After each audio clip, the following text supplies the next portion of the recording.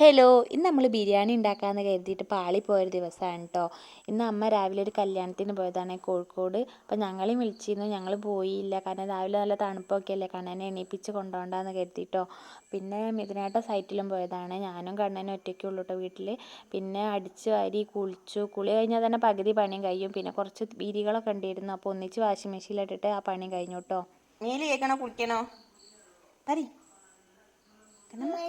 മേലേക്ക് വേണ്ടിട്ട് ഞാൻ നടക്കി ബാത്റൂമിലേക്ക് നടക്കി ചൂടുവെള്ളം ഉണ്ടാക്കി. ഇപ്പം രാവിലെ നല്ല തണുപ്പല്ലേ, അപ്പോൾ കണ്ണനെ ചൂടുവെള്ളത്തിലാണ് കേട്ടോ കുളിപ്പിക്കൽ. തലയിൽ തണുത്ത വെള്ളം ഒഴിക്കും.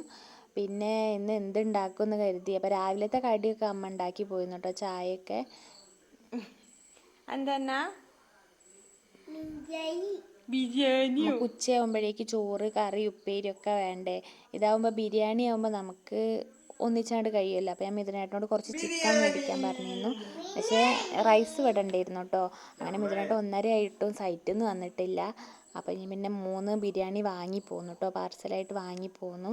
പിന്നെ ബിരിയാണീൻ്റെത് നമ്മൾ വേറെ ദിവസത്തേക്ക് മാറ്റി.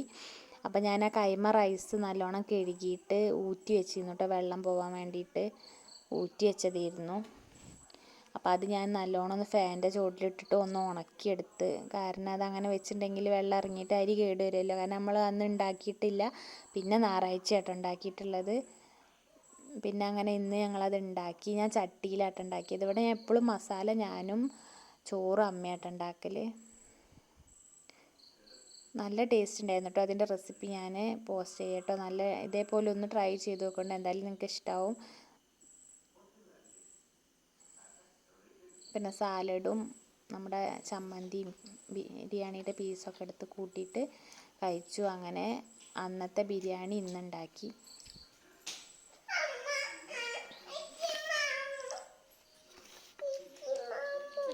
വേണോ